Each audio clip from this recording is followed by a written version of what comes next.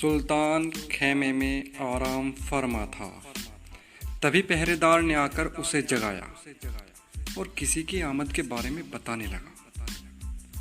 एक शख्स अंदर आया जो चेहरे से मायूस और गुस्से में लग रहा था। वो जमीन पर सुल्तान के सामने घुटनों के बल बैठ गया और जारो कतार रोने लगा। सुल्तान ने उससे रोने का सबब पूछा तो उस शख्स ने बताना शुरू किया। जब उसने बोलना शुरू किया तो सुल्तान के चेहरे के तासुरात पल पल बदलने लगे। उसने अपना हाथ तलवार पर रख लिया और गुस्सैली और ऊंची आवाज में उसे चुप होने की हिदायत की। उसने हाथ में तलवार निकाल ली और ऊंची आवाज में बोला, इंसाफ जरूर होगा, इंसाफ जरूर होगा। जी हाँ, हम आज आपको दिखा रहे हैं फातेह स्पेन और इस्लाम के अजीम सिपह सालार तारिक बिन जियाद की बायोग्राफी। मैं हूं आपका दोस्त शाहनूर त्यागी। अगर आपने हमारा चैनल सब्सक्राइब नहीं किया है तो बराए करम हमारा चैनल सब्सक्राइब कर लें और बर वक्त मालूमात के लिए बेल आइकॉन को भी प्रेस करें। खेमे में तशरीफ लाने वाला ये कोई आम शख्स नहीं था, बल्कि पश्चिमी अफ्रीका के स्पेनी हुकूमत का गवर्नर काउंट जूलियट था। असल में काउंट जूलियट की 14 साल लड़की स्पेन के कदीमी रिवाज के तहत शाही आदाब सीखने के लिए स्पेन के शाही महल में परवरिश पा रही थी, जिस पर स्पेन के बादशाह रोड्रिक की नीयत खराब हो गई। रोड्रिक ने उस फूल सी कम उम्र बच्ची को अपनी हवस का निवाला बना डाला था। जब ये बात लड़की के वालिद काउंट जूलियट को मालूम हुई तो वो गुस्से से आग बबूला और सदमे से निढाल हो गया। वो रोड्रिक से बदला लेना चाहता था, लेकिन वो बादशाह के सामने बेबस था। बादशाह रोड्रिक से टकराने की उसकी कुव्वत नहीं थी, इसलिए ही वो तारिक बिन जियाद से मिलने आया था। उसने सारा वाक़या तफसील से बताया और रोड्रिक को सजा देने के लिए कहा। असल में यही वाक़या फतेह स्पेन और रोड्रिक की सल्तनत पर हमले का बाइस बना।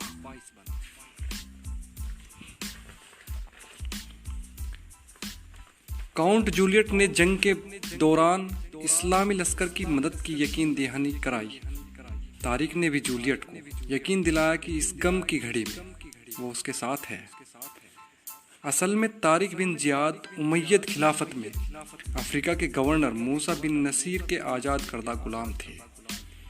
अफ्रीका उस वक्त 3 हिस्सों में तकसीम था। दक्षिण जुनूब में वहसी जंगली कबीले आबाद थे जो किसी भी हुकूमत के मातहत नहीं थे। पश्चिम में ईसाई और पूर्व में मुसलमानों की हुकूमत थी। तारिक बिन जियाद अफ्रीका की मशहूर नस्ल बर्बर से ताल्लुक़ रखते थे। इनकी बहादुरी, सुजात और जंगी हिकमत अमली को देखते हुए इन्हें मोरक्को, मराकस का वली बना दिया गया था। तारिक बिन जियाद ने इस वाक़े का जिक्र जब गवर्नर मूसा बिन नसीर से किया तो उन्होंने स्पेन पर हमला करने के लिए ये कहकर हामी भर दी, जुर्म चाहे जहां हो, जालिम को सजा देने के लिए मुसलमान को हम वक्त तैयार रहना चाहिए। तारिक ने उसी दिन से हमले की तैयारी शुरू कर दी और लगभग 1 साल की लंबी मुअद्दत के बाद फौजी तैयारियां मुकम्मल हुई। सन 712 ईस्वी 93 हिजरी तारिक बिन जियाद 7000 लश्कर के साथ स्पेन के एक पहाड़ी साहिल पर उतरे। इस पहाड़ का नाम तारिक बिन जियाद के नाम पर जबल उल तारिक पड़ा, जिसे बाद में स्पेनिश और यूरोपियन लोगों ने अपनी जबान में जिब्राल्टर कहा, जिसे आज भी दुनिया जिब्राल्टर के नाम से जानती है। तारिक जिस साहिल पर उतरे थे उसी साहिल पर मूसा बिन नसीर जो कुमुक भेज रहे थे उसका इंतजार करना था। वहीं इस्लामी लश्कर की स्पेन में आमद की इत्तला इस इलाके के स्पेनिश गवर्नर थियोडोमिर को भी पहुंच गई थी और वो तारिक के मुकाबले आ खड़ा हुआ था। मोरक्को से स्पेन के सफ़र के दौरान तारिक को एक ख्वाब दिखाई दिया था, जिसमें नबी करीम सल्लल्लाहु अलैहि वसल्लम अंसार और मुहाजिरीन के साथ तशरीफ़ फरमा है। सहाबाए इकराम हाथों में तलवार और कंधे पर कमान लटकाए हुए हैं। हुजूर तारिक से फरमाते हैं, इसी शान से कदम बढ़ाए जाओ, उम्मत के साथ नरमी से पेश आओ, अदल और इंसाफ कायम करो। हुजूर सहाबाए इकराम के साथ स्पेन में दाखिल हो जाते हैं, जिसमें तारिक भी आपके साथ साथ दाखिल होते हैं। तब तक मूसा बिन नसीर द्वारा भेजी गई कुमुक भी पहुंच जाती है, जिसकी तादाद 5000 थी, और इस तरह इस्लामी लश्कर की कुल तादाद 12000 हो गई थी। इस ख्वाब को फतह की बसारत मानते हुए तारिक अपनी फौज को जमा करते हैं और कश्तियों पर लदा सब सामान उतारकर कश्तियों को आग लगवा देते हैं। इसके बाद वो एक तारीखी खिताब करते हुए कहते हैं, जीत हमारी होगी इंशाअल्लाह। इसके बाद कहते हैं, मैंने कश्तियों में आग लगाकर तुम्हारे और मेरे पसपा होने भागने के सब रास्ते बंद कर दिए हैं। पीछे खौफनाक समुद्र है और सामने दुश्मन।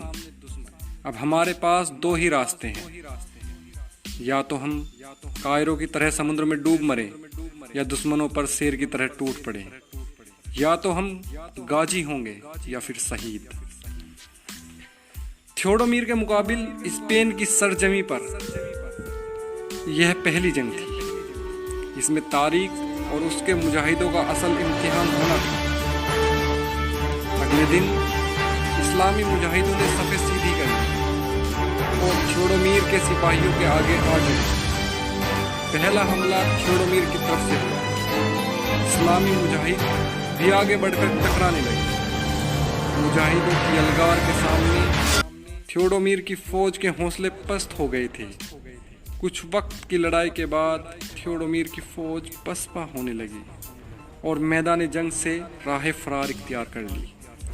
फौज को पसपा होते देख थियोडोमीर भी मैदान जंग से भाग खड़ा हुआ और भागकर करतबा जा पहुंचा।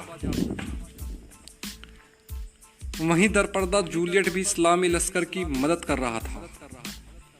वो जासूसों के जरिए बरवक्त इत्तला दे रहा था। उस वक्त स्पेन पर गात खानदान की हुकूमत थी। रोड्रिक दूसरे शहजादों से लड़कर बादशाह बना था, इसलिए बहुत से शहजादे उसके खिलाफ थे। जब उन शहजादों को जूलियट की लड़की से हैवानियत की बात पता चली तो वो और खिलाफ हो गए थे। इसी इख्तिलाफ का फायदा उठाते हुए तारिक बिन जियाद ने जूलियट की मदद से इन शहजादों को अपनी तरफ मिला लिया था। इस्लामी लश्कर छोटे छोटे किलों को फतेह करते हुए स्पेन के दारुल हुकूमत करतबा की तरफ पेशकदमी कर रहा था। इस पेशकदमी की तला पर रोड्रिक भी अपना लश्कर लेकर दरियाए ग्वादवालिक के मशरिकी मैदान में खेमाजन हो गया। 92 हिजरी 17 जुलाई 711 को इस्लामी लश्कर भी मैदान में खेमाजन हो गया। 2 दिन की जंगी तैयारियों के बाद 27 रमजानुल मुबारक 92 हिजरी की सुबह दोनों लश्करों ने अपनी सफ़े सीधी कर ली। पहला हमला रोड्रिक ने किया। उसके लश्कर की तादाद इस्लामी लश्कर की 10 गुना थी। कुछ देर बाद ही खौफनाक रूप अख्तियार कर लिया था। दोनों लश्कर एक दूसरे पर शदीद हमले कर रहे थे। ये लड़ाई 7 दिन तक 27 रमजान से 5 सवाल तक चली, जिसमें 6000 इस्लामी मुजाहिदीन शहीद हुए। वहीं स्पेनी फौज के 50,000 सिपाही कत्ल हुए। जो बचे वो मैदान जंग से भाग खड़े हुए। अपनी फौज को पसपा होते देख रोड्रिक भी मैदान जंग से भागने लगा, जिसका पीछा इस्लामी मुजाहिदों ने किया। अपना पीछा होता देख उसने दरिया में छलांग लगा दी और वो देखते देखते दरिया की खौफनाक उफान मारती लहरों की नजर हो गया। अब करतबा शहर फतेह हो गया था। स्पेन के दारुल हुकूमत पर इस्लामी झंडा शान से लहरा रहा था। लेकिन अभी फतेह मुकम्मल नहीं थी। कुछ और शहर थे जिन्हें सर करना बहुत जरूरी था। तारिक बिन जियाद ने कुछ दस्ते इन शहरों को फतेह करने के लिए रवाना किए। पहले दस्ते ने शहर मालकह फतेह किया। इसके बाद जो शहर फतेह किया गया उसका नाम अलबरह था, जिसे बाद में गरनाता के नाम से जाना गया। इसके बाद इस्लामी लश्कर अरयुल पहुंचा। ये इस इलाके का आखिरी शहर था जहां पहुंचकर थियोडोमीर से सुलह हुई, जो स्पेन के साहिल पर पसपा होकर करतबा भाग गया था। अब पूरा स्पेन तारिक बिन जियाद और इस्लामी लश्कर के कदमों में था।